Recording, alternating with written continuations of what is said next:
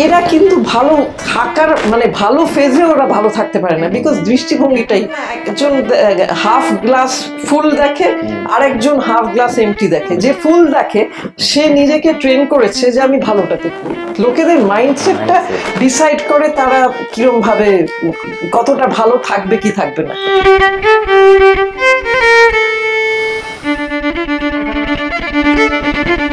নমস্কার, টকাথন উইথ শুভদীপের আমি শুভদীপ বাসু, আপনাদের হোস্ট। চলে এসেছে আজকে একটি ব্র্যান্ড নিউ এপিসোড নিয়ে। আশা করি আপনারা সবাই ভালো আছেন। কেমন আছেন সেটাই তো প্রশ্ন। কেমন আছেন এই প্রশ্নটা করলাম, তার একটা খুব বড় কারণ আছে। কারণ আপনার মনটা যদি ভালো না থাকে, আপনি এই এপিসোডটাও এনজয় করতে পারবেন না। আর মন ভালো কি আপনার মন ভালো নেই এটা বোঝেন কি করে? সেই সমস্ত কিছু নিয়ে আজকে কথা বলবো আমরা আমাদের একজন অত্যন্ত প্রিয় মানুষের সাথে। আমাদের মানে আমার আর আপনার, ডক্টর রিমা মুখার্জি, মনোরোগ বিশেষজ্ঞ, বিখ্যাত সাইকিয়াট্রিস্ট রিমা মুখার্জি। নমস্কার ডক্টর মুখার্জি। টকাথন উইথ শুভদীপে আপনাকে অজস্র ওয়েলকাম। এবং আমি সত্যি অনার্ড যে আজকে আপনি এত ব্যস্ত তার মধ্যেও এতটা সময় বার করলেন আমাদের সাথে কথা বলবেন বলে। তো ডক্টর মুখার্জি, এই মুহূর্তে আপনি কেমন আছেন? আমি খুব ভালো আছি। আচ্ছা, এই যে আমি খুব ভালো আছি এই বলাটা কি খুব সহজ নাকি ডিফিকাল্ট? না, বলাটা খুব সহজ অ্যাকচুয়ালি। কারণ কি, আমার মনে হয় যে একটা বেশিরভাগ লোক কি অনেক সময় তারা যখন ভালো থাকে তারা সেটা খেয়াল করে না যে অ্যাকচুয়ালি কিন্তু আমি ঠিক আছি। কিন্তু কখনো যখন তাদের ক্রাইসিস হয় তখন তারা ভাবে ওই ওই সময়টা তো আমি ভালো ছিলাম। সো আর এখানে কি হয়, লোকেরা না মানে যদি কাউকে জিজ্ঞেস করি যে কিরকম আছে, ওরা বলছে এই কোনো রকমে চলে যাচ্ছে, মানে একটা। কিন্তু আমরা অ্যাকচুয়ালি অনেক সময় অ্যাকচুয়ালি মানুষের তো মোমেন্ট টু মোমেন্ট বাঁচা। তো আমি সেই মুহূর্তে যদি ভালো থাকি, আমার তার আগের মুহূর্তে হয়তো ভালো ছিলাম না, তার পরের মুহূর্তে হয়তো আমি ভালো থাকবো না, কিন্তু সেই মুহূর্তটা তো আমি ভালো আছি। তো আমার সেটা বলতে কি।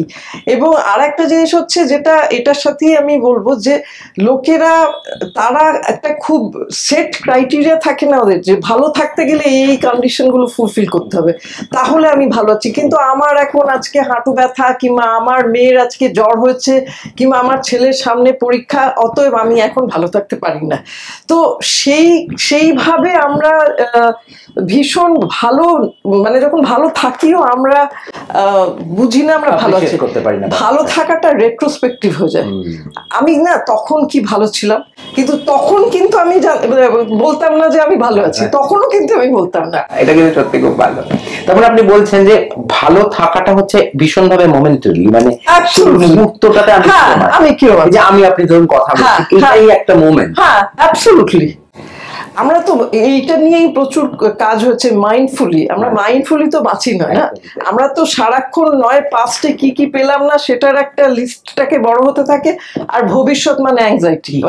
হ্যাঁ, কি হবে, আর যেটা হয়েছে পাস্ট হচ্ছে ডিপ্রেশন, ফিউচার হচ্ছে অ্যাংজাইটি। কিন্তু আমি যদি এই মুহূর্তে গ্রাউন্ডেড হয়ে এই মুহূর্তটা অনুভব করি তাহলেই আমি ভালো থাকবো।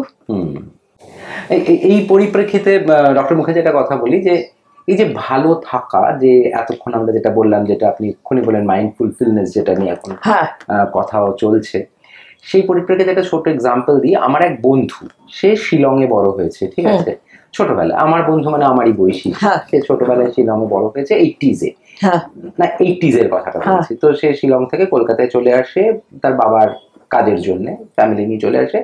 তখন তার ধরুন 10-12 কিছু 13 এরকম কিছু বয়স। এবং সে যখন এসে সে কলকাতার সাথে ওই প্রচন্ড একটা লড়াই করে যে এই শহরটাকে অ্যাডাপ্ট করার জন্য। সেখানে নতুন স্কুল, নতুন বন্ধু, একদম।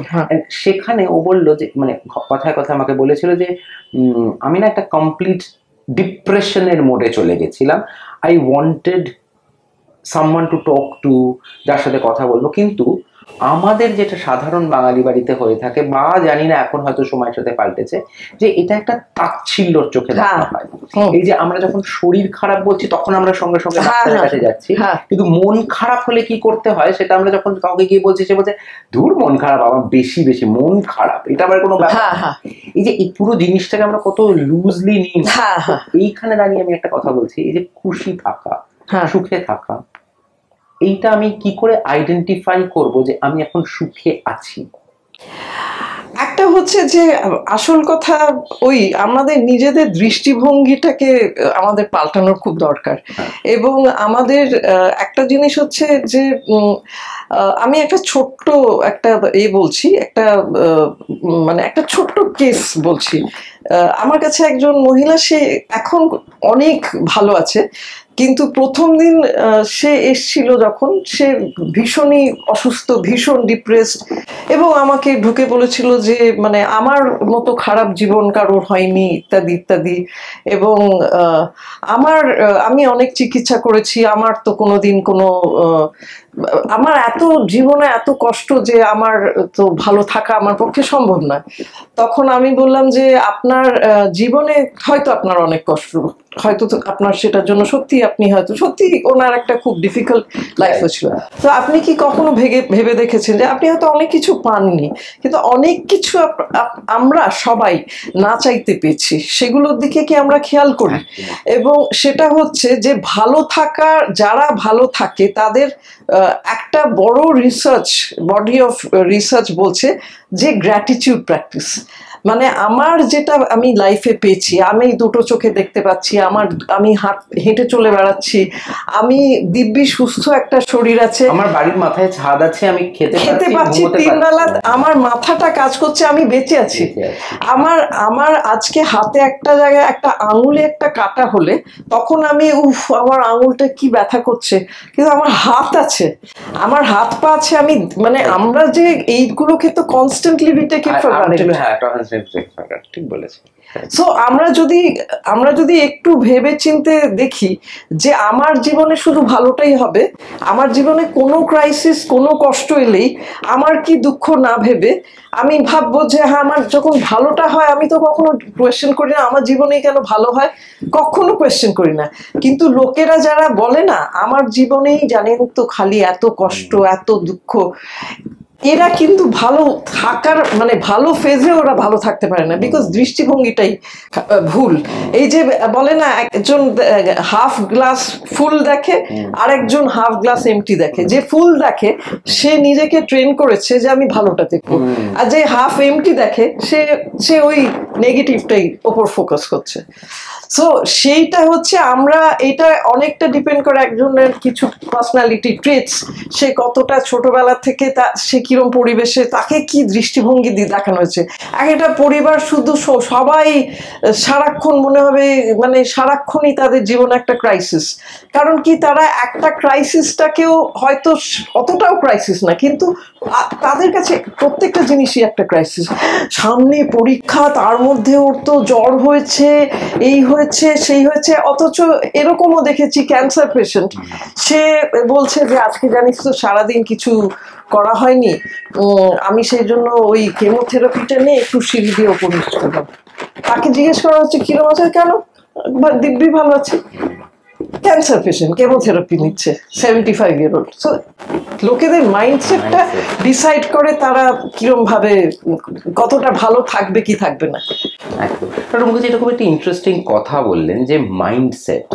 আচ্ছা, এই মাইন্ডসেটটা তো আমাদের এক্সপিরিয়েন্স, আমাদের জীবনের অভিজ্ঞতার উপরে আস্তে আস্তে তৈরি হয়। তো এখানে একটুখানি চলে আসি, এই যে ছোটবেলা, একেবারে ছোটবেলা, একটা শিশু বয়স, ধরুন 2 বছর, 3 বছর, 5 বছর, এই যে একটা বয়স, আমি 6 বলছি না, ধরুন 5 অবধি, এই সময়টাতে কি মাইন্ডসেট তৈরি হয় নাকি? একদম একদম একদম ছোটবেলা থেকে আমাদের অ্যাকচুয়ালি একটা হচ্ছে জিনস আর একটা হচ্ছে এনভায়রনমেন্ট, নেচার নার্চার। এবং এই যে আমরা ছোটবেলা থেকে কি পরিবেশে বড় হচ্ছি, এবং অফকোর্স আমাদের জিন্স কি ক্যারি করছি, যারা জিন্স দিচ্ছে তারা পরিবেশটাও দিচ্ছে, বাবা মা, সেটা। এবং ছোটবেলায় কি হয়, একটা খুব ছোট বয়সে একটা বাচ্চা, সে তো অনেক কিছু প্রকাশ করতে পারে না, সে কিন্তু অনেক কিছু ফিল করতে পারে। অর্থাৎ তাকে একজন মানে রিয়েলি কতটা বাড়িতে ওয়েলকাম হচ্ছে, মানে ফর এক্সাম্পল একটা মেয়ে হয়তো 5 নম্বর মেয়ে বাড়িতে জন্মেছে, তাকে মা 2 দিন দেখলোই না, সেখানে একটা খুব দুঃখের একটা পরিবারে, আগেকার দিনে হতো না যে মা শুনে অজ্ঞান হয়ে গেল, আর একটা মেয়ে হচ্ছে, 5th মেয়ে, কি হবে? সেই বাচ্চাটা খুব ছোট বয়স থেকেই হয়তো তাকে এমন ভাবে মানুষ করা হয়েছে, এমন পরিবেশ, এমন কথা ছোটবেলা থেকে বলা হচ্ছে তাকে, সে একটা ভীষণ মানে অ্যাপোলজেটিক, জন্মানোতেই তার একটা অ্যাপোলজেটিক, মানে আমি মেয়ে হয়ে জন্মেছি, আমার বাবা মার কত দুঃখ, আমাকে নিয়ে কত কষ্ট, তাকে শুনতে হয়েছে, মেয়ে হয়েছিস তার উপর এরকম দেখতে কি, হোয়াট এভার। তো ডেফিনেটলি ছোটবেলা থেকে মানে একটা ডেফিনেটলি খুব ইম্পর্টেন্ট যে কিরকম এক্সপিরিয়েন্সের মধ্যে দিয়ে সে গেছে। সেখানে একজন মা, একজন পেরেন্ট হয়তো খারাপ ব্যবহার করছে, একজন ভালো ব্যবহার করছে, একজন প্রচন্ড তাকে, কিংবা দিদা কিংবা কেউ একটা পরিবারে তাকে প্রচন্ড ওয়েলকাম করছে, তাকে নিয়ে খুব আদর করছে, খেলা করছে, ভালো ভালো কথা বলছে। সেই বাচ্চাটা ওই মানুষটার জন্য কিন্তু আবার তার লাইফটা অনেকটা পজিটিভ দিকে যেতে পারে, বিকজ একটা পজিটিভ ইনফ্লুয়েন্স অন্তত আছে। সো অ্যাকচুয়ালি খুব ছোটবেলারই এক্সপিরিয়েন্স থেকে একজন পরবর্তীকালে সে কতটা ডিপ্রেসড হবে, মানে ডিপ্রেশন বলতে আমরা ক্লিনিক্যাল ডিপ্রেশন, মানে এবেলা একটু দুঃখ হলো, আমার একটু ইরিটেশন হলো, সেটাকে যে লোকেরা বলছে, যেটা একটু আগেই তুমি বলছিলে, সেই ডিপ্রেশনটা কিন্তু অ্যাকচুয়ালি স্যাড হতে পারে। আমি একটা আজকাল আমি কথায় কথায় এই যে ডিপ্রেশন শব্দটা ব্যবহার করছি, সেইটা ঠিক না। সেটা হয়তো আমার মন খারাপ, হয়তো আমার কিছুক্ষণের জন্য কিছু একটা খারাপ খবর শুনলাম, কিংবা কোনো কারণে আমার মুড অফ, কিংবা আমি কারোর সাথে আমার কেউ একটা আমাকে কিছু ক্রিটিসাইজ করছে, যেটা নিয়ে আমি খুব রুড করছি, আমার ভালো লাগছে না, আমার মুড অফ, কিন্তু সেটাকে আমি ডিপ্রেশন বলবো না। ডিপ্রেশন সাইকিয়াট্রিস্টরা কি মেন্টাল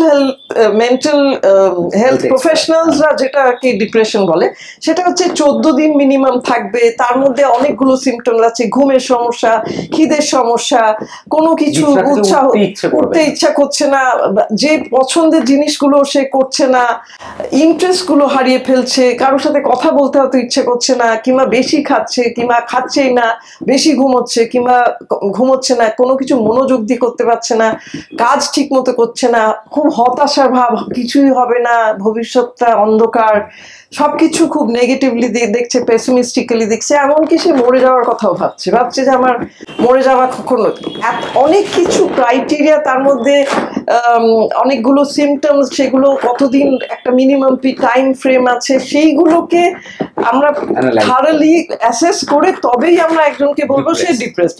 কিন্তু এখন যেটা না, ও তো ডিপ্রেশনে পড়ে গেছে, এটা সত্যি খুব কথায় বলে, সেই ডিপ্রেশনটা অ্যাকচুয়ালি স্যাডনেস, অ্যাকচুয়ালি মন খারাপ, যেটা কিন্তু নিজেকে কিছুক্ষণ ডিস্ট্র্যাক্ট করলে, একটু হাঁটতে গেলাম, একটু গান শুনলাম, একটা ভালো সিনেমা দেখলাম, কাউকে আড্ডা মারলাম, আমি সেটা বেরিয়ে আসতে পারি।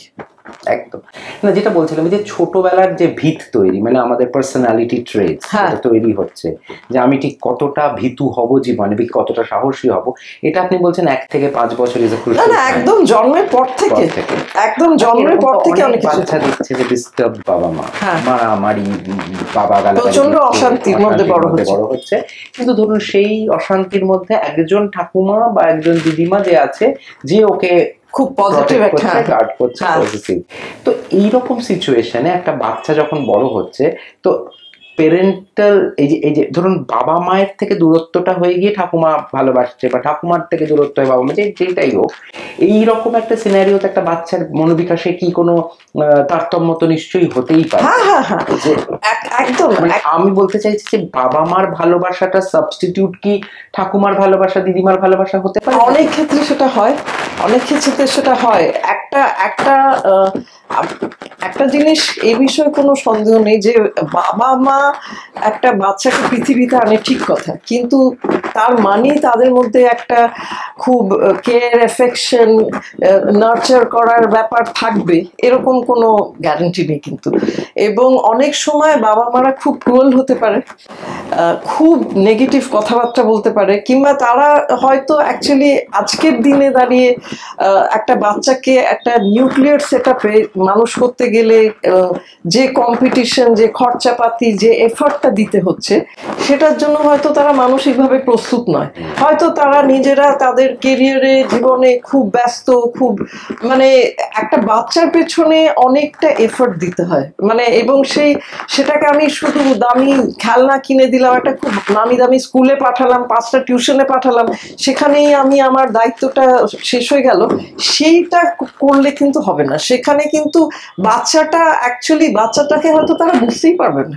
কারণ কি, তারকে অনেক মানে একদম ভেতর থেকে যে বাচ্চাটাকে বোঝার চেষ্টা করা, তার এক্সপ্রেশন দেখে সে ভালো আছে না মন্দ আছে, সে স্কুল থেকে বাড়িতে এসছে, তার মুখটা শুকিয়ে আছে, তাকে আমি জিজ্ঞেস করবো তো যে তোমার দিনটা কিরম কাটলো, তোমাকে এরম দেখাচ্ছে কেন, তোমাকে মনে হচ্ছে খুব কষ্ট পেয়েছো, কেউ বন্ধু কি কিছু করেছে? হয়তো বললো যে হ্যাঁ আমার বেস্ট ফ্রেন্ড আমার সাথে আড়ি করেছে। ও তো কোনো ব্যাপারই না। এটাকে একেবারে ভ্যালিডেট না করা, যে ওর কষ্টটাকে একদম হেসে উড়িয়ে দেওয়া, ওটা কোনো ব্যাপারই না।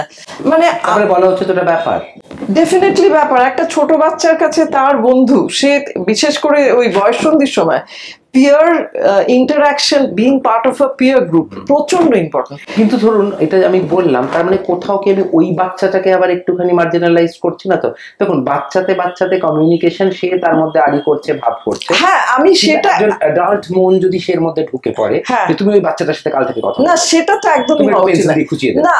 সেখানে মা বাবার যেটা, বাবা মারও ওই প্রবলেমটা সলভ করা উচিত না। এখন কি করছে, বাচ্চাদের মধ্যে সোশ্যাল স্কিলস এর অভাব হচ্ছে কেন? একটা হচ্ছে তো ওরা অনেকটা সময় অনলাইনে থাকছে, তারপরে খেলাধুলো করে না। যেখানে ওই যে আমরা ছোটবেলায় খেলতাম, তারপরে আড়ি করতাম, তারপরে আবার ভাব করতাম, সেখানে তো আমাদের পেরেন্টস ঢুকে পড়তো না। এখন কি হচ্ছে, বাড়িতে বাচ্চাটা গিয়ে বললো, সেখানে আইদের বাচ্চাটাকে বললো দূর, ওটা কোনো ব্যাপারই না। সেখানে অ্যাকচুয়ালি অ্যাটিটিউডটা হওয়া উচিত, ও তোর খুব খারাপ লাগছে না, দেখ তুই কালকে ওর সাথে কোনোভাবে ভাব করতে পারিস কিনা, এইটা একটা উঠে বিনা, নাহলে তো তোরই কষ্ট হবে, চেষ্টা কর, এটা একটা বলা যেতে পারে। ডেফিনেটলি যেটা করা উচিত না যে তার মাকে ফোন করে উত্তম মধ্যম বলা যে আপনার ছেলে এই বলেছে, এই সব। মানে বাচ্চারা কি বোঝে? আপনি যদি কিছু বুঝিয়ে বলেন, ভীষণ বোঝে। মানে কি, একটা খুব ছোট বাচ্চাকে, আমি বলছি 2 বছরের বাচ্চাকে, তাকে শপিং মলে গিয়ে সে বায়না করছে এটা কিনে দাও ওটা কিনে দাও, তাকে যদি অ্যাকচুয়ালি ওই বয়স থেকে বলা হয় না এটা আমি তোমাকে কিনে দেব না, কারণ এটা ভীষণ দামি এবং এটা তোমার এখন দরকার নেই, এই দামি ব্যাপারটা ডেফিনেটলি বোঝানো যায়। এটা বাবা মারা ভুল করে, ওরা ভাবে ওদের বোঝানো যায় না, ডেফিনেটলি বোঝানো যায়। ছোট ছোট বাচ্চা এসে বলে যে আচ্ছা তুমি কি বাড়িতে মারধর খাও? হ্যাঁ তো খাই, আমি মারধর খাই। কে মারে? মা মারে। কেন মারে? দুষ্টুমি করি। তার মানে কি, ওর পানিশড হচ্ছে বিকজ ও দুষ্টুমি করছে। সো ও যদি বুঝতে পারে আমি দুষ্টুমি করছি বলে আমাকে বকা দেওয়া হচ্ছে, এবং এটাও আরেকটু বড় বলে আরো গর্বের সাথে বলে আমার মা, তুই ওরকম করছিস, আমার মা হলে এখানে আমাকে খুব বকতো, এটা মেনেই নিত না। সো অ্যাকচুয়ালি ওরা ডিসিপ্লিন যে হওয়া উচিত, এই জিনিসটা যারা ছোট বয়স থেকে ইনকালকেট করে, সেই ডিসিপ্লিনটা কিন্তু they learn to respect. Discipline একটা হচ্ছে, ডিসিপ্লিন মানে খুব নেগেটিভ নয়। Discipline is setting up boundaries, discipline is also a form of care. আমি তো অন্যর বাচ্চাকে ডিসিপ্লিন করতে যাচ্ছি না, আমি তো রাস্তার বাচ্চাকে ডিসিপ্লিন করছি না, সে যাই করুক না কেন। সেই জায়গাগুলো সেইরকম ভাবে বোঝাতে হবে যে দেখো আমি তোমাকে বলছি, এবং আমি মনে করি যে একটা ছোট বাচ্চাকে তার এজ অ্যাপ্রোপ্রিয়েট যতটা বুঝিয়ে শাসন করা উচিত ততই ভালো। এই যে মাটিতে পড়ে গেল, মাটিটাকে তাপ করে দিলাম, দুষ্টু মাটি, সেইটা আমি ভুল শিক্ষা দিচ্ছি। আমি সেখানে শেখাচ্ছি যে দোষটা অন্যদের, দোষটা আমার না। আমি যদি তাকে বললাম যে তুমি পড়ে গেছো, আচ্ছা তুমি একটু সাবধানে হাঁটবে, এই জায়গাটা একটু দেখে হেঁটো, নাহলে পড়ে যাবে, তোমার লেগে যাবে। কিন্তু আমি যদি সবসময় বলি যে এইটাকে মেরে দিলাম, আমি তাকে সবসময় বোঝাচ্ছি যে তোমার সমস্যার জন্য পৃথিবী শুদ্ধ দায়ী, তোমার কোনো এখানে ভূমিকা নেই। That is very wrong parenting. এবং অনেক ক্ষেত্রে বাচ্চারা এইভাবে বড় হয় এবং তারা কিছুতেই বুঝতে পারে না যে এতগুলো জায়গায় তারা কেন সমস্যার মধ্যে পড়ছে, যে ওখানে ওদের যে কি কন্ট্রিবিউশন টু দ্য প্রবলেম সেটা ওরা বুঝতে পারছে না। আচ্ছা, বাচ্চাদের প্রতি আজকাল যে বাবা মাদের একটা সাংঘাতিক মানে সব কিছুতে পারদর্শী হতে হবে, সে নাচ গান আঁকা কবিতা লেখা পড়াশুনো।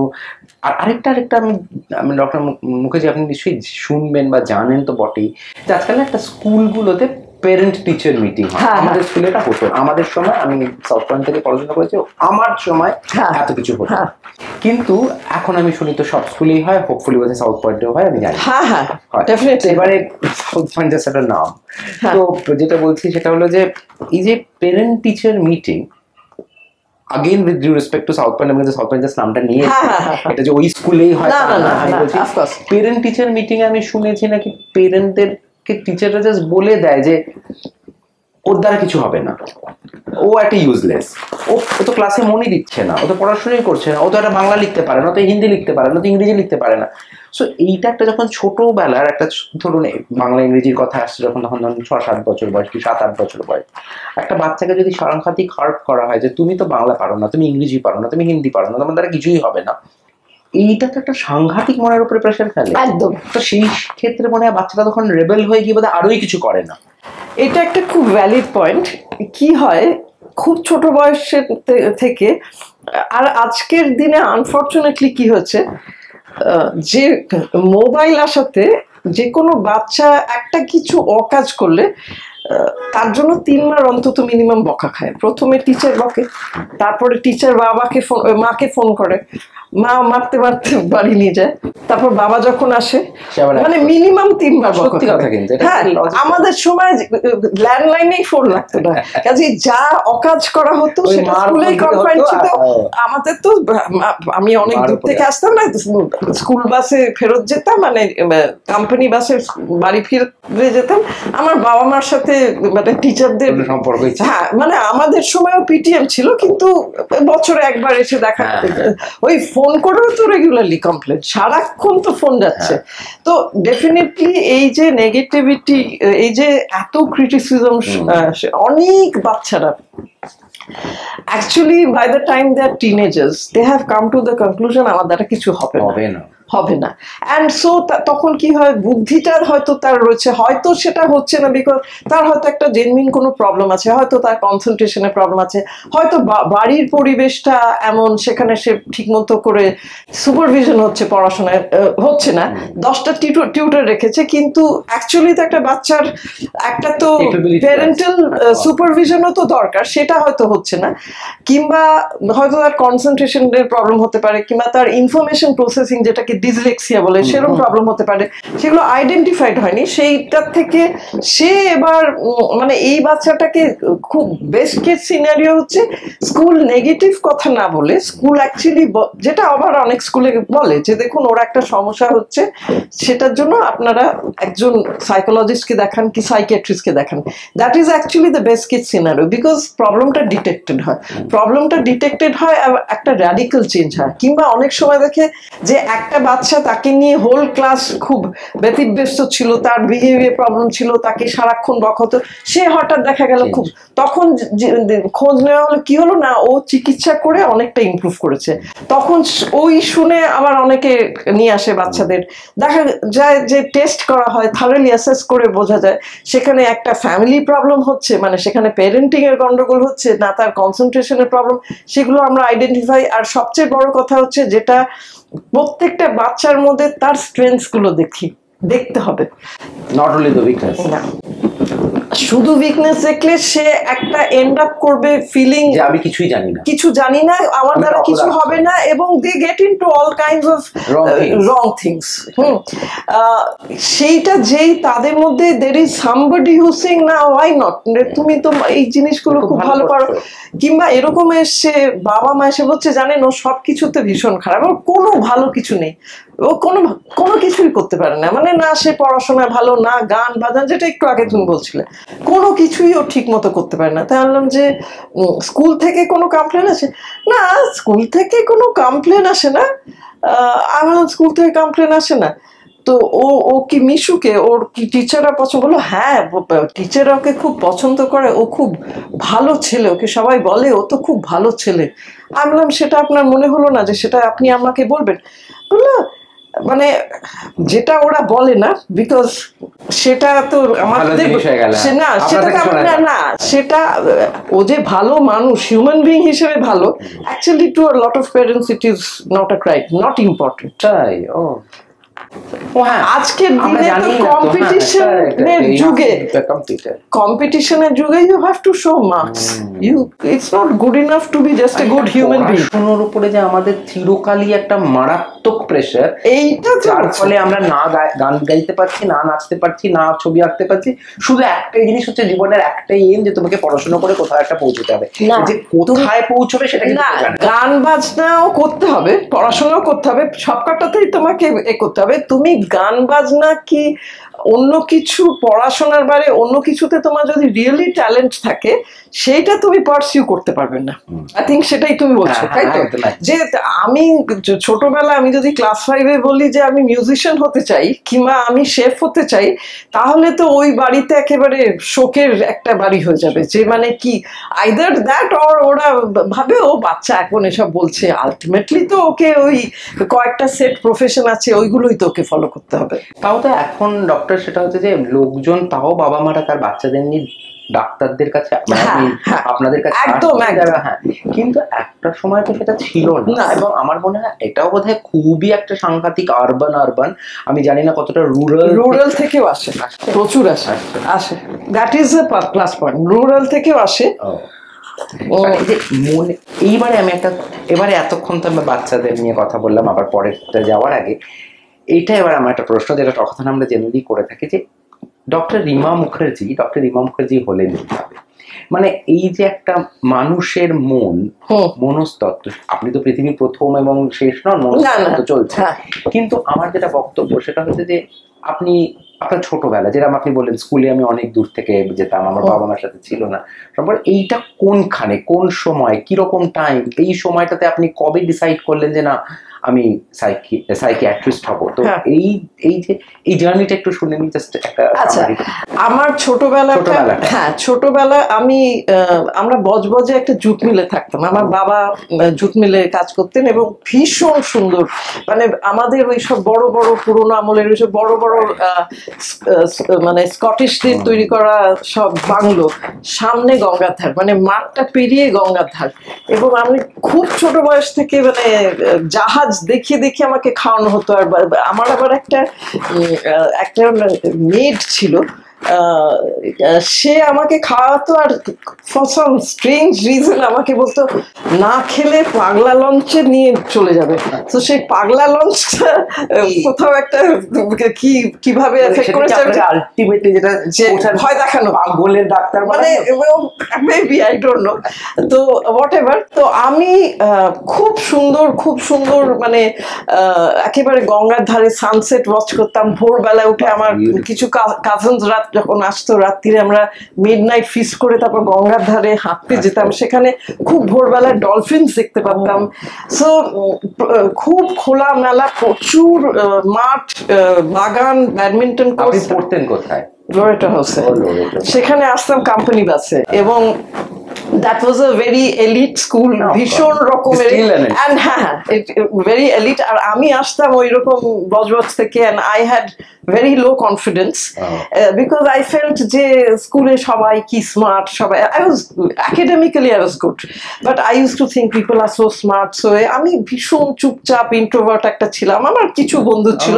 School was a very good মানে very positive place, very positive teachers, এবং পড়াশোনায় কোনো চাপ ছিল না। মানে আমাদের স্কুলে একদম ওরা সবসময় অলরাউন্ড ডেভেলপমেন্টের উপর খুব ফোকাস করতো। এবার 10 অবধি আমি সেরকম কিছু ভাবিনি যে আমি কি করব। আমার দাদা, সে জাস্ট আমার থেকে 2 বছরের বড়, and this was in the 1960s, মানে আমার 1960s এ স্কুলিং হচ্ছে। আমি 70s এ মিড 70s এ স্কুল পাস করেছি, মানে আইসিএসসি 76 এ সেকেন্ড ব্যাচ আইসিএসসি। তারপরে আইসিএসসি থেকে আমাদের স্কুলটাই চেঞ্জ করলো টু হায়ার সেকেন্ডারি, সেটা 79 এ। তো যখন ক্লাস 10 এ পড়ি, আমার দাদার ওপর মানে ওই যুগে তখনও it was, though I came from a very very educated family, but তখনও ওই যুগে ইট ওয়াজ যে ছেলেদের পড়াশোনার উপর বেশি ফোকাস করা হতো। So he got into engineering Jadavpur ইউনিভার্সিটিতে। He had a major bike accident, so a lot of attention was entirely on him. আর আমার পড়াশোনাটা নিয়ে, they knew I was very sincere পড়াশোনা নিয়ে, they were not bothered, they knew যে কিছু একটা করবে। আর আরেকটা জিনিস ছিল, there was একটা ইনবিল্ট প্রেশার ছিল, বিকজ আমার মামা বাড়িতে হচ্ছে, my mother was a presidency gold medalist, my grandmother was a double MA তখনকার দিনে। প্রেসিডেন্সি কি বিষয়? বটনি। আমার দিদিমা ছিলেন ডাবল MA তখনকার দিনে, এবং উনি লেডি ভবনে পড়াতেন। আমার দাদামশাই কেমব্রিজে মানে যুদ্ধের সময় জাহাজে করে গিয়ে হি ডিড PhD। আমার একজন মামা, দুজন মামা, মানে একজন MIT থেকে হি ইজ আ নিউক্লিয়ার ফিজিসিস্ট, আরেকজন ওরকম সায়েন্টিস্ট। সো বাবার সাইডও ভেরি এডুকেটেড, ভেরি। সো আমার ভেতরে অলওয়েজ ছিল যে I have to do something, and people somehow, আমার মনে হচ্ছিল আমার বাড়িতে people had no expectation, which actually had a kind of a negative way, যে nobody is really bothered যে আমি আলটিমেটলি কি করতে চাই।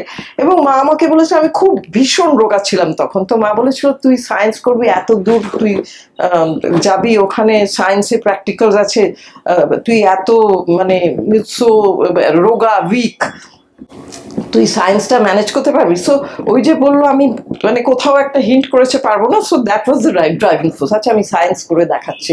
তারপরে 11-এ উঠে আমি দেখলাম যে I wasn't very fond of maths, neither was I good at maths, so I decided যে আমাকে বায়োলজি নিতে হবে। সো 11-12-এ that is when I decided, আচ্ছা ঠিক আছে, জয়েন্টটা দেবো। জয়েন্টটা is a very doable thing, আর আমাদের সময় এত কোচিং কিছুই ছিল না। সো জয়েন্টে I happen to do well. সেখানেও মাই মাদার সেড, তুই ডাক্তারি পড়বি, মানে নাও থিংস আর গেটিং এ, যে ডাক্তারিটা হাউ উইল আই ম্যানেজ, মানে ইফ শি ডিডন্ট থিঙ্ক যে আমি সায়েন্স পড়তে পারবো না, ডাক্তারিতে তো প্রচন্ড। কিন্তু ডাক্তারির সময়ও আমি ডাক্তারিটা I did find very tough initially, but third year থেকে আই ডিসাইডেড যে আমার নিজের খুব মুড সুইংস হতো। I use to go through periods of feeling very low, very মানে I used to think যে why do I feel like this, I used to খুব ভাবনা চিন্তা করতাম, খুব একটা দিক ছিল very very emotional, very sensitive। তো থার্ড ইয়ারে থেকে I had decided আমি সাইকিয়াট্রি পড়বো, because I need to understand why I am like this, and it fascinated me understanding people. আমার খুব লোককে অবজার্ভ করতে ভালো লাগতো। I used to really love observing situations and observing people and their reaction.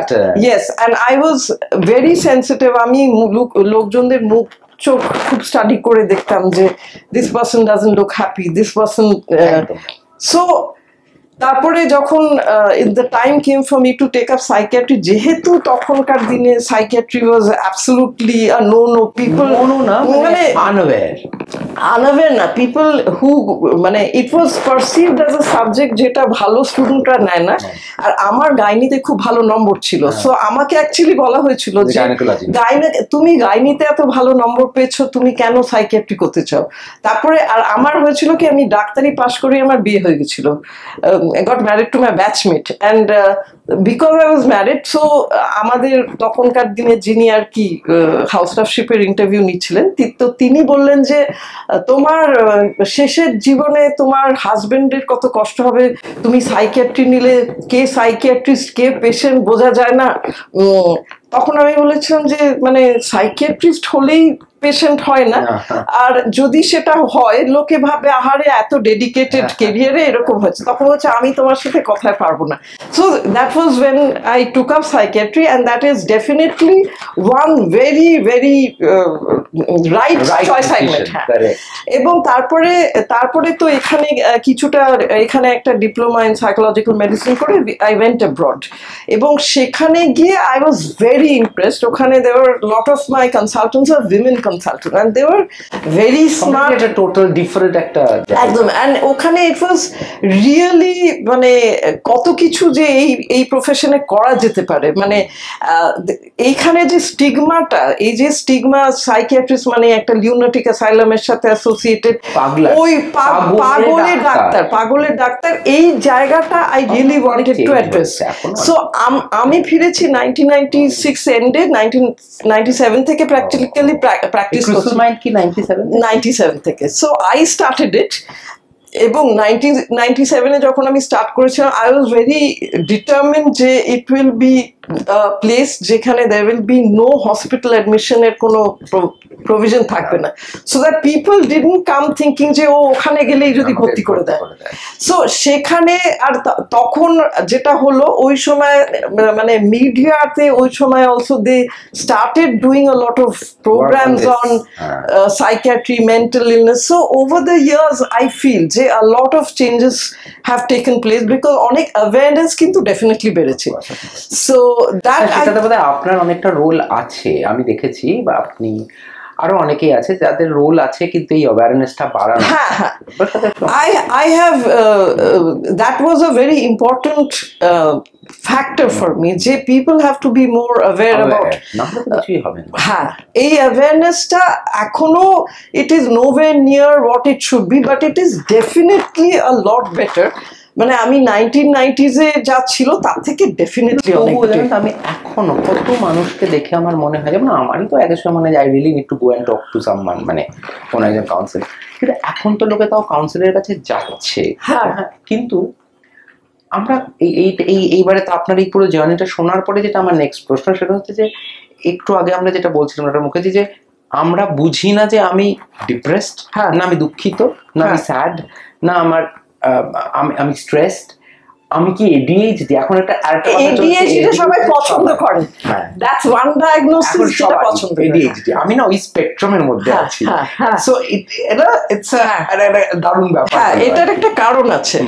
কি সিনেমাটি না, এটার একটা কারণ আছে যে এডিএইচডি হচ্ছে attention deficit hyper active disorder.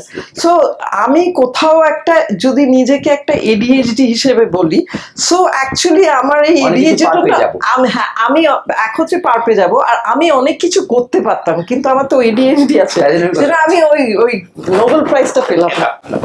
আচ্ছা, এগুলো আমরা খুব লুজলি আজকাল ব্যবহার করি না? সেটা তো করি, এডিএইচডি আছে, ওসিডি আছে, একটু মুছলাম এই তোর, কিন্তু ওসিডি আছে। হ্যাঁ, লুজলি তো ইউজ করি, কারণ আমরা না জেনে কিছু টার্মিন। একদম একদম একদম। দুঃখর সাথে ডিপ্রেশনের তফাৎটা কোথায়? মানে যেটা বললেন 14 দিন দুঃখ, ওই দুঃখকে আমি স্যাডনেস বলবো। ডিপ্রেশনটা হচ্ছে আমরা মানে আই এম স্যাড না বলে আমরা আজকাল আই এম ডিপ্রেসড বলি, কিন্তু ডিপ্রেসডটা লুজলি ইউজ করা যায়, কিন্তু মানে ডিপ্রেশনে চলে গেছে এই যে কথাটা বলে, তাতে তো লোকেরা ভাবে যে it is actually clinical depression. তো ওই যেটা বললাম, কিছু কিছু সিমটমস থাকতে হবে, মিনিমাম কিছু সিমটমস আছে, সেইগুলো থাকতে হবে, একটা সার্টেন টাইম পিরিয়ড থাকতে হবে, সেখানে আমাদের ওই অনেক কিছু অ্যাসেস করে তবেই আমরা তাকে একটা ডায়াগনোসিস অফ ডিপ্রেশন দেবো। কিন্তু আমার একবেলা কি একটা খারাপ খবর শুনে আমি খুব শকড হলাম, আমি 3 দিন আমার খুব খারাপ লাগলো, তারপরে আমি হ্যাঁ কি আমার কিছু মানে মাঝে মাঝে লো মুড হচ্ছে, কান্না পাচ্ছে, ইরিটেটেড লাগছে হোয়াট এভার, কিন্তু মানে there are not enough symptoms to say যে হ্যাঁ ওর অ্যাকচুয়ালি ডিপ্রেশন। এবার অনেকেরই কি হয়, একটা ক্রনিক্যালি তারা লো থাকে, ক্রনিক্যালি তারা কোনো সময় খুব একটা ভালো থাকে না, সেই তাদেরকে আমি বলবো যে তাদের ডেফিনেটলি একটা সাইকোলজিস্টের কাছে যাওয়া উচিত। যে কেন, মানে ইট কুড বি যে তার কিছু আর্লি চাইল্ডহুড এক্সপিরিয়েন্সেস হয়েছে, কিছু তার ট্রমার মধ্যে দিয়ে গেছে। This again trauma is a very loosely used term. Trauma যে কি কেউ জানে। হ্যাঁ, সো সেখানে চাইল্ডহুড ট্রমার মধ্যে অনেক রকমের abuse, serious abuse, talking about serious abuse, সেগুলো চলে আসে। এবার সেইগুলো থেকে এই অ্যাবিউজটা কিন্তু not only sexual abuse, it could be physically, emotional abuse, একদম একদম। এই যে আমাদের সমাজে আজকে এখন আমরা we are against some cream, যেটা ফেয়ারনেস ক্রিম বা কিছু, কিন্তু একটা সময় তো বরাবরই, এবং এখনো আমি জানি যে আপনি যদি সুন্দর দেখতে না হন, আপনি যদি সুন্দর দেখতে প্যারামিটার বা সুন্দর দেখের প্যারামিটার তো আমরাই সেট করেছি, সেই তো যে আমার পটল চেরা চোখ হতে হবে, আমার মানে স্কিনটা হতে হবে ফর্সা ধবধবে, মানে অনেকটা ঐশ্বরিয়া রায়ের মতন যদি আপনি না হন তাহলে হয়তো আপনি ঠিক গ্রহণযোগ্য না।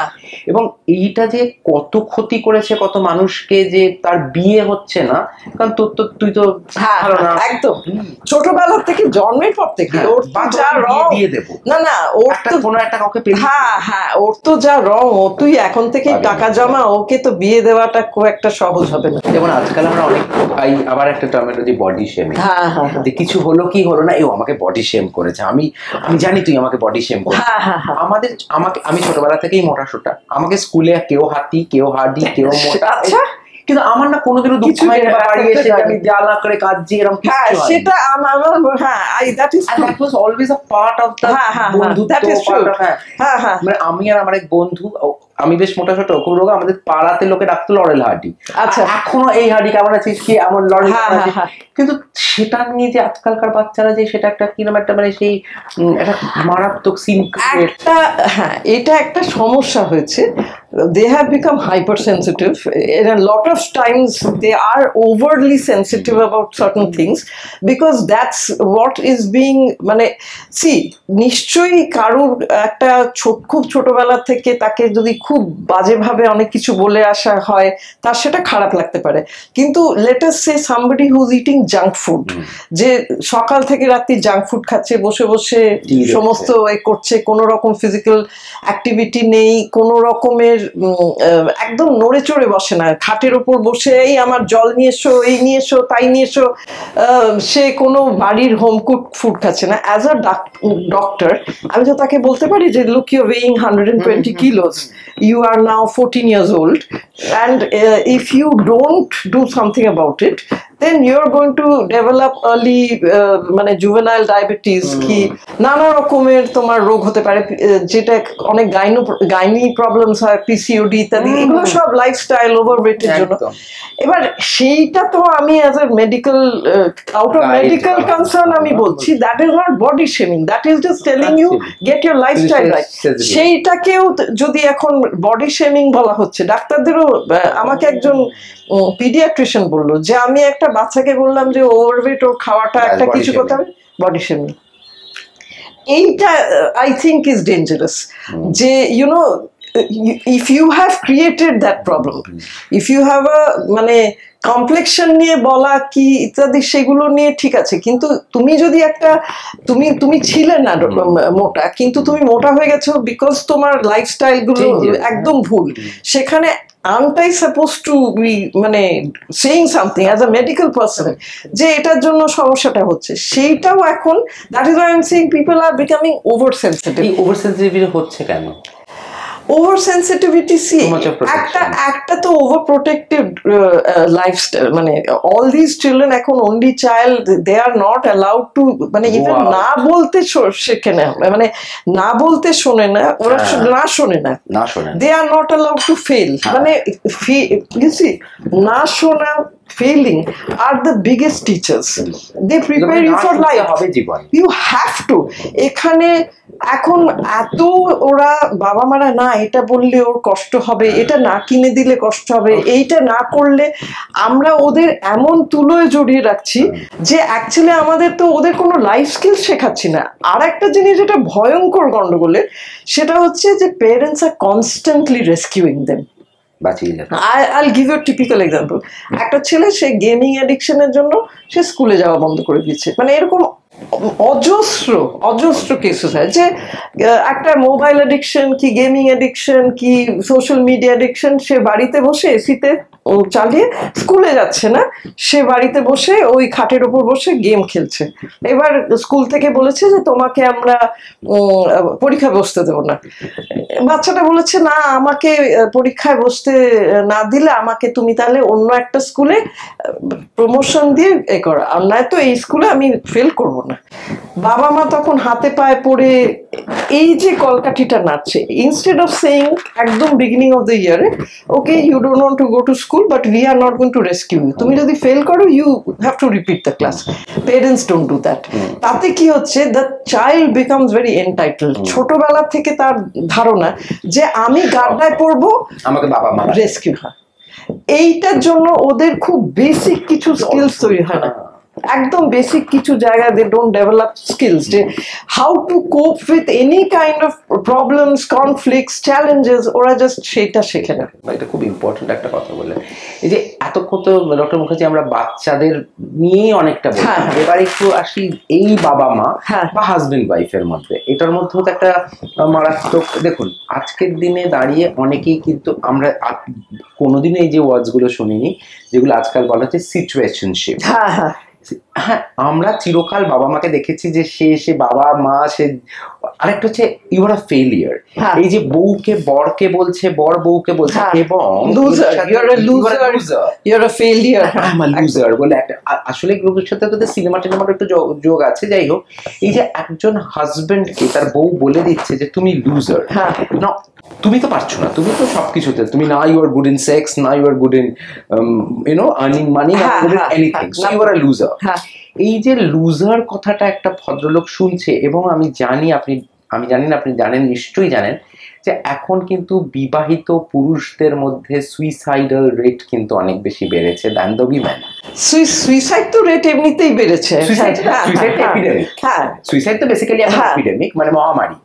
কিন্তু আমার একটা কথা হচ্ছে যে পুরুষদের মধ্যে সুইসাইড, এটার কি কোনো আপনার কাছে? পুরুষদের মধ্যে সুইসাইড, এটা কিন্তু এই স্বামী স্ত্রীর কলহর জন্য একটা হচ্ছে, তার একটা বড় কারণ হচ্ছে যে the male shuts up, male গিয়ে বলে না যে আমি আই এম ডিপ্রেসড, কি আমার কষ্ট হচ্ছে, তারা হেল্প সিকিং বিহেভিয়ারটা ওদের থাকে না, বিকজ এখনো তো স্টিগমা আছে যে ছেলেরা তাদের ইমোশন দেখাতে পারে না, তারা কাঁদতে পারে না, they not allowed, society doesn't allow them to cry, they will not even, মানে they avoid going to doctor and say যে আমি খুব আমার কষ্ট হচ্ছে যে আমাকে এইসবগুলো করছে। কিছু লোক আসে, ওরা কি করে অনেক সময় যে ওরা নিজেরা সেটাকে নিয়ে কোপ করতে চেষ্টা করে, তারা হয়তো অ্যালকোহল নেয় কিংবা they take drugs, they take sleeping pills. So মানে a woman it can be taken relatively easier for depression for treatment. মানে woman wants to talk, woman you see, আমি যদি ভ্যারভার করে বলতে থাকি, আজকে ছেলেদের মধ্যে সুইসাইডের রেটে আরো অন্য কারণ আছে, কিন্তু আমি বলছি যে women will actually go and say হ্যাঁ আই হ্যাভ আ প্রবলেম, আমার ভীষণ খারাপ লাগছে, আমার ভীষণ কষ্ট হচ্ছে, আমার মরে যেতে ইচ্ছে করছে, সে বেটার এক্সপ্রেস করবে। কিন্তু একটা ছেলে ওটাকে মনে করবে যে ওটা একটা উইকনেস, সে ভাববে যে তার বন্ধুর কাছে গেলে আরে সব ঠিক হয়ে যাবে, পিঠ চাপড়ে ওরা গিয়ে ড্রিঙ্ক করবে, গলা অব্দি ড্রিঙ্ক করবে, and they think that is the answer to the problem. আমাকে একটা কথা বলবো ডক্টর মুখার্জি, এই যে আজকের দিনে দাঁড়িয়ে হাজবেন্ড ওয়াইফের মধ্যে সবচেয়ে বড় ঝামেলার কারণটা কি? নিশ্চয়ই আপনার কাছে এরকম অনেক পেশেন্টস আছে, এখানে কি মানিটারি ফ্যাক্টর কাজ করে? না, মানিটারি ফ্যাক্টর আমি বলবো না। একটা হচ্ছে যে women are not putting up with a lot of things, যে ওকে এটা ইটস আ ভেরি কমপ্লেক্স, এটার অনেকগুলো কারণ আছে। প্রথম কথা হচ্ছে যে they getting married at an older age, যেখানে তাদের অনেক বেশি they have become set in their ways, they have experienced a lot of মানে freedom before marriage, so they are getting married after, মানে সেখানে স্পেশালি যদি একটা ওয়ার্কিং ওম্যান থাকে, সেও টাকা রোজগার করছে, she is calling the shots, she is spending her money the way she wants to, then she is getting married and she may not like anybody telling her what to do, সেটাকে সে interference মনে করবে। সেটা করে মানে কজন husband তার বউকে বলছে যে তুমি আমাকে চা করে দাও? না, সেটা হয়তো হাজবেন্ড হয়তো বলছে না, কিন্তু মানে তার হয়তো সে একটা মানে ওই যে জাস্ট আরেকজনের সাথে শেয়ার্ড স্পেস, যেটা জাস্ট মানে কিছু বার হয়তো এক্সপেক্ট করছে চা কেন করে দিচ্ছে না, কিংবা বাড়ির লোক এসে বলছে ও এগুলো করে না, কিংবা যারা নিউক্লিয়ার ফ্যামিলিতে থাকে তাদের হয়তো এই কমপ্লেনটা নিয়ে আসে না, কিন্তু এই যে একটা they have become use to a lot of personal space and allowing another person to enter into that space can be difficult, সেটা একটা। আর একটা হচ্ছে যে people are not willing, another thing is people have premarital sex, so একটা সময় লোকেরা প্রেম করলে they used to get married because physically হ্যাঁ, এখন they মানে everything has happened already, so you don't need to get married to get the taste of that. no, you don't need to get married. এখানে I would say people are less committed. I think they're more afraid of commitment. Less committed এর থেকেও there is an afraid of commitment because they see যে 7 বছর 8 বছরের সম্পর্ক ভেঙে যাচ্ছে, মানে আমি বলছি লিভ ইন রিলেশনশিপ, বিয়ের আগে 7 বছর। এটার কারণটা কি? আর উই ল্যাকিং ইমোশন?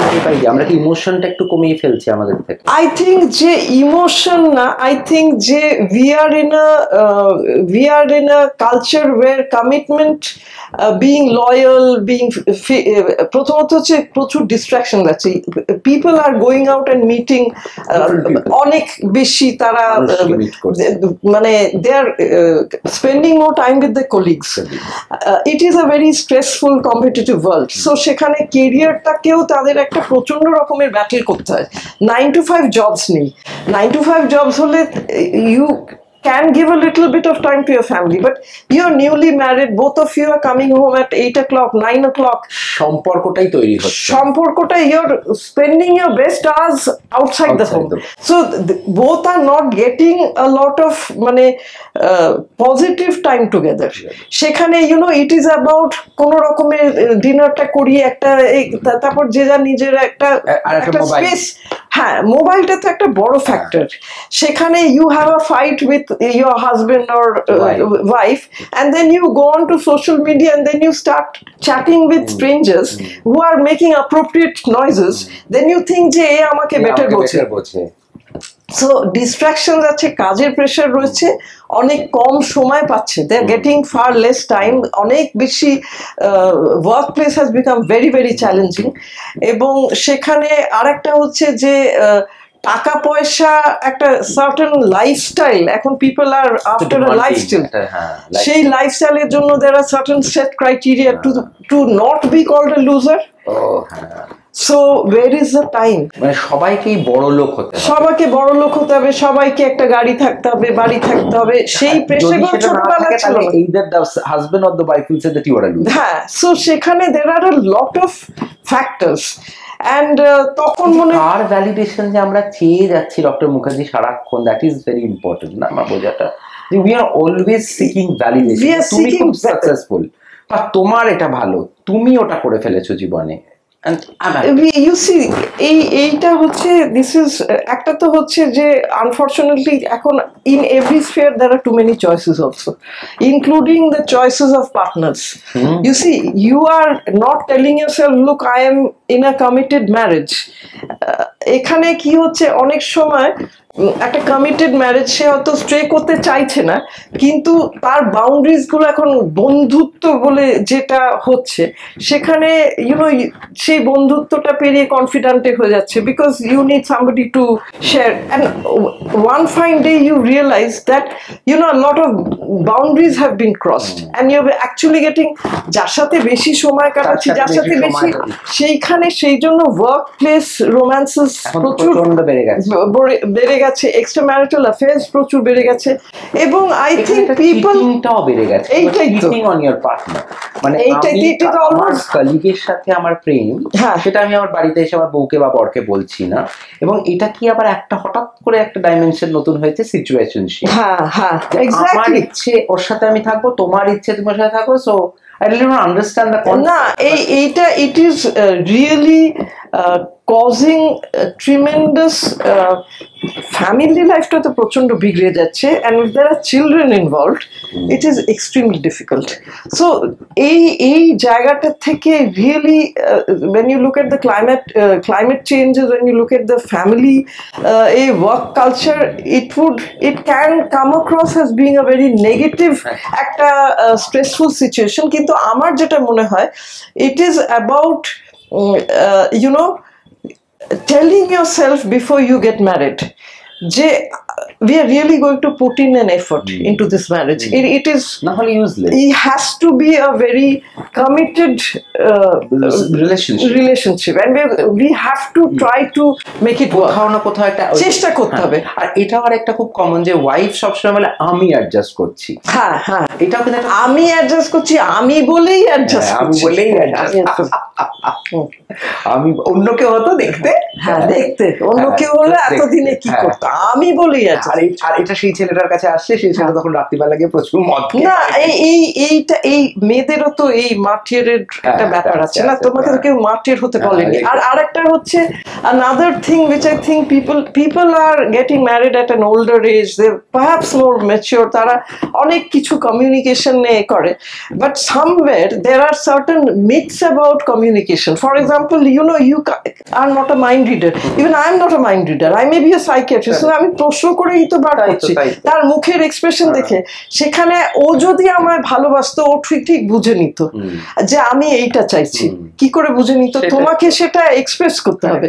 তো এই যে আই থিঙ্ক আমার মনের কথা বোঝাটা তো হ্যাঁ হ্যাঁ হ্যাঁ, আমার মনে, ও যদি সত্যিই ভালোবাসতো, আর আমার মনের কথা এটার মধ্যে আরেকটা হয়, দুটো ফ্যামিলি ওই এক ধরনের কথা বলতে শুরু করে। ও যদি দেখুন, ও যদি সত্যি ওকে ভালোবাসতো, ও কি তাহলে এইটা করতো না? So everybody is setting up their own standards and benchmarks which মানে কি বলবো, একজন মহিলাকে তার শাশুড়ি বলেছিল যে তুমি যদি আমার ছেলেকে সত্যি ভালোবাসতে তাহলে বিয়ের পরে তাকে বলেছিল যে তার কাপড়টা তুমি কাচতে নিয়ে আসতে। আচ্ছা, মেয়ে কিন্তু গেছে শ্বশুর বাড়িতে থাকতে, she doesn't know how the laundry works, she's gone from a fairly affluent family to this family, she doesn't know whether there is anybody কাচবে কি হবে, she doesn't know. She has come to the conclusion যে ও নিজের কাপড়টা এনে জিজ্ঞেস করছে যে কাপড়টা কোথায় কাচবো, কি আমি কাচবো, কি করা হয়, ওর ছেলেটা আনেনি বলে। সো ইউ ডোন্ট লাভ হার। এটা তো অনেক সময় family is also doing a lot of damage. আচ্ছা, এবারে একটা যে জিনিসটা একটু, আমরা তো শেষের দিকে চলে আসছি, আর এর তো কোনো শেষ নেই। একটা কথা আমাকে বলতে, এই যে আমরা যেটা নিয়ে একটুখানি আলোচনা করছিলাম, বাট এটা নিয়ে আমি শেষ করবো না, তাও একটা ছোট প্রশ্ন, সেটা হচ্ছে যে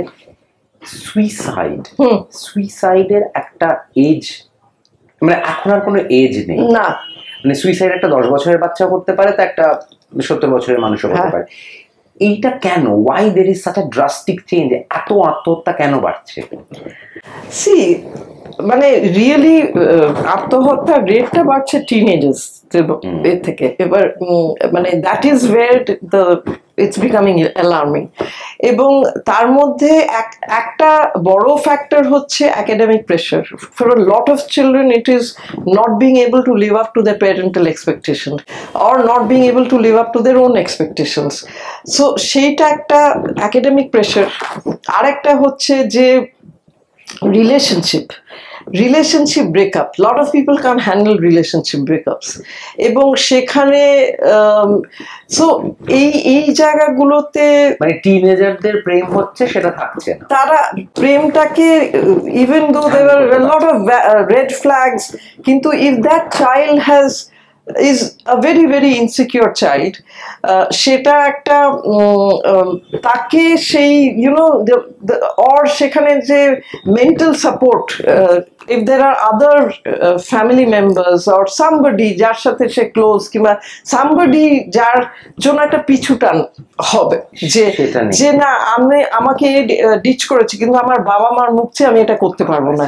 অনেক ক্ষেত্রে সেটা হয়তো, কিন্তু কোনো কারণে হয়তো বাবা মার সাথেও সেই হয়তো ক্লোজনেসটা নেই, কিংবা বাবা মার হয়তো কিছু অন্য কারণের জন্য ফর ভেরিয়াস রিজনস হতে পারে, কোথাও একটা সামাজিক অবক্ষয় হচ্ছে। হ্যাঁ হ্যাঁ।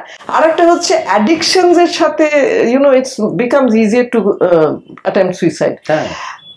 because you see especially হ্যাঁ মদ খেয়ে কেউ সুইসাইড করাটা ইট বিকামস ইজিয়ার সো সেই জন্য বিকজ সে তো তখন ফুললি কনসিয়াস একটা লেভেলে ভাবনা চিন্তা করছে না। আর একটা জিনিস হচ্ছে যে এই সেলফ হার্মিং মানে আজকাল লোকেরা খুব হাত কাটে, নাম লিখছে, হ্যাঁ হাত কাটছে, বন্ধুরা বলছে ক্লাসে, মানে which was absolutely unheard of মানে আমাদের ছোটবেলায় যে কেউ হাত কাটছে, কিছু একটা প্রবলেম হলো হাত কাটছে, বন্ধু বলছে তোর টেনশন হচ্ছে তুই একটু হাত কাট দেখ, ওই হাত কাটার পরে দেখবি রক্তটা বেরোলে তোর টেনশন রিলিজ হচ্ছে। ভাবাই যায় this is what is being advice. Now the thing is যে a lot of the times এই জিনিসগুলো সো বেসিক্যালি এই যে school councillors psychologist awareness about it সেইগুলো they have to be in place because it's very important। এবং আরেকটাও খুব দুঃখের বিষয় যে অনেক সময় বাচ্চারা বলে আমাকে নিয়ে যাও, কিন্তু নিয়ে যায় না, বাড়ির লোকেরা নিয়ে যায় না, মানে ডাক্তারের কাছে যে কি হয়েছে তোমার যে তোমাকে আমি নিয়ে যাবো ডাক্তার কাছে। আর একটা জিনিস I will say যে একটা this is another term that is used very frequently these days and that is toxic environment. Toxic environment. Truly there are toxic environments যেখানে extremely negative there is one parent at least who is extremely negative এবং I have had ছেলে এসে বলছে যে আপনি আমার মাকে it's not a question of if I commit suicide, it is a question of when I will commit suicide. I have made attempts in the past, for some reason I have been alive, but I will commit suicide. এবং তার মা সে একটা somebody quite মানে she thought she মানে একটা some kind of এতে she was well known in her area, obviously confidentiality জন্য বলবো।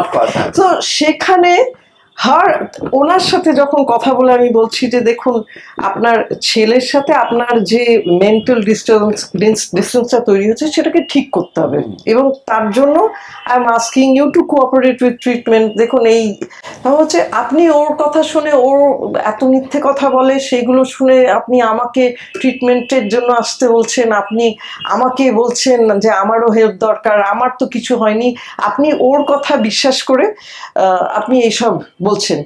তো তারপরে আমি বাবাকেও ডেকে বলেছিলাম যে দেখুন he is a very high suicidal risk and you really have to মানে do something about this because he is a very high suicidal. আমরা তো সেটা অ্যাসেসমেন্টে করে বুঝতে পারি।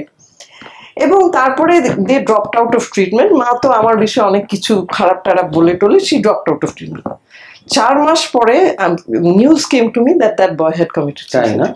কি সাংঘাতিক। So there are really bad families, there are really toxic parents and আমরা সেইগুলো স্টোরিজগুলো আমরা শুনি না, খবর কাগজে বেরোয় যে ও একটা মোবাইলের বায়না করে, হয়তো একটা ওয়ান অফ কেস হতে পারে মোবাইলের, কিন্তু তার আগের কাহিনীটা আমরা শুনিনি, আমরা জানি না। সেখানে আমরা হয়তো অনেক সময় টিনেজারদের বলে ফেলছি ওরা আজকাল কিছু সহ্য করতে পারছে না, যদি সহ্য নাও করতে পারে সেখানেও তো আমি বলবো যে সেখানেও তাহলে তাকে শেখানো হচ্ছে না, লাইফ স্কিলসটাকে ইম্পার্ট করা হচ্ছে না। সো আই ফিল যে sometimes a lot of the times যার জন্য আমি একদম এগুলো নিয়ে চেষ্টা করি ইন্টারভিউ না দিতে খবর কাগজে কি টিভিতে, because a lot of the times you don't hear the full story and you know একটা গল্প বলা হয়, মিডিয়া জাজমেন্ট হয়ে যায় না একদম। ডক্টর মুখার্জি খুব ভালো লাগলো, কিন্তু যাওয়ার আগে আমি একটা ছোট জিনিস একটু বলতে চাই যে আপনাদের যদি এই এপিসোডটা ভালো লেগে থাকে তাহলে তো অবশ্যই ডক্টর মুখার্জির কথা ভেবে আমার কথা ভেবে সেটা অফকোর্স সাবস্ক্রাইব করুন, চ্যানেলটা শেয়ার করুন যাতে লোকে আরও বেশি জানতে পারে, একটু অ্যাওয়ারনেস ক্রিয়েট করুন। এই যে একজন সাইকোলজিস্ট বা সাইকিয়াট্রিস্টের কাছে যাওয়া মানেই পাগলের ডাক্তারের কাছে যাওয়া না, প্লিজ এইটা থেকে বেরিয়ে আসুন। কি এটা তো ঠিক? একদম একদম। আপনি যাওয়ার আগে ডক্টর মুখার্জি যেটা বারবার বলি সেটা হচ্ছে thank you very much for joining in, কিন্তু তবুও আপনি যাওয়ার আগে টকাথন উইথ শুভদীপের সেই দর্শকদের উদ্দেশ্যে কিছু বলুন যে মানুষের মনের যে ধারণা ওগুলো থেকে বেরিয়ে আসার এবং আপনার যা মেসেজ দেওয়ার দিন।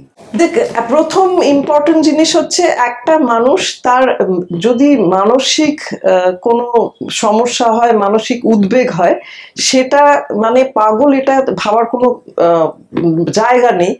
একটা যদি আমার খুব কাছের মানুষের কিছু হয় তার জন্য আমি যদি টেনশন করবি, কিংবা খুব কাছের মানুষ চলে যায় তার জন্য দুঃখ পাওয়াটা, তো তাদের তো আমরা নিশ্চয়ই পাগল বলছি না, কিন্তু এই দুঃখটার জন্য হয়তো তার দেখা যাচ্ছে কাজের ক্ষতি হচ্ছে, কিংবা অতিরিক্ত দুশ্চিন্তা করার জন্য তার একটা কোয়ালিটি অফ লাইফ অনেক খারাপ হয়ে যাচ্ছে।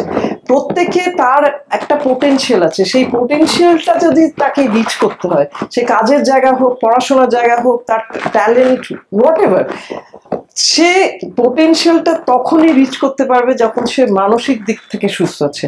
এবং মানসিক দিক থেকে সুস্থ না থাকলে সে কিন্তু শারীরিক দিক থেকেও সুস্থ থাকতে পারে না, কারণ মনটা কিন্তু আমাদের ব্রেনের মধ্যে, এটা মনটা আমাদের শরীরের মধ্যে, আমাদের ব্রেনের মধ্যে, এবং ব্রেনটা হচ্ছে সবচেয়ে ইম্পর্টেন্ট অর্গান। আজকে ব্রেন যদি ঠিক মতো কাজ না করে তাহলে কোনো কিছুই ঠিক মতো কাজ করবে না ইভেনচুয়ালি। কাজেই নিজের ভালো একটা থাকাটার জন্য, তার জন্য যদি সাইকিয়াট্রিক হেল্প, সাইকোলজিস্টের কাছে যেতে হয়, সেটা গিয়ে আপনারাই বুঝতে পারবেন যে কতটা ডিফারেন্স তৈরি করছে আপনার জীবনে। খুব ভালো, এটা দারুণ বললেন ডক্টর মুখার্জি। এটা সত্যি আমাদের সবারই জানা উচিত, এবং আমার মনে হয় এখন হাই টাইম এবার একদম এটা নিয়ে কথা বলি, এটা নিয়ে কাজ করি। হচ্ছে, অনেকেই কথা বলছে, অনেকে আমরা টার্ম গুলো লুজলি ইউজ করছি, কিন্তু সেটা যেন আমরা জীবনে সত্যি আমাদের জীবনে আনি। যখনই মনে হবে কোথাও প্রবলেম, কোথাও কথা বলতে হবে, চলে যাবেন ক্রিস্টাল মাইন্ডে, এবং সেখানে ডক্টর রিমা মুখার্জির সাথে কথা বলবেন। ওখানে আরো অনেক বিশেষজ্ঞ আছে, তাদের সমস্ত ডিটেলস আমার ডেসক্রিপশন বক্সে থাকবে, আপনারা দেখেও নিতে পারবেন। ক্রিস্টাল মাইন্ডের ডিটেলস, কিভাবে ডক্টর রিমা মুখার্জিকে কন্ট্যাক্ট করবেন, সবকিছু আমি ডেসক্রিপশন বক্সে দিয়ে দেবো। তো আজ এই অবধি ডক্টর মুখার্জি, আবার আমরা নিশ্চয়ই কখনো না কখনো আবার দেখা করবো, আরো অনেক কথা হবে। তো ততক্ষণ নমস্কার, thank you so much. Thank you.